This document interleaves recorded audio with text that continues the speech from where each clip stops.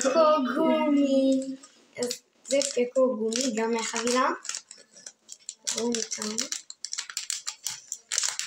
איך די, אז קודם היה פשוט טוי.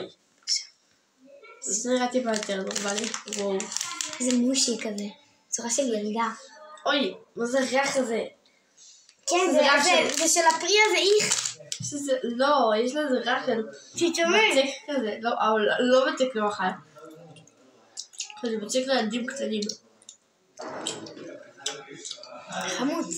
לא, זה טעם של הפרי הזה, איך קוראים לזה? וואו, שמון. אפרסק? אפרסק. טעם של אפרסק. פשוט אפרסק בצורה של משהו אחר. לא, אני אריך את האפרסק, אני מסתכל בטעם של זה. לאפרסק יש אותו טעם של נקטרינה? לא. זה טעם של אפרסק, זה הטעם של אפרסק. נקטרינה יותר טעים.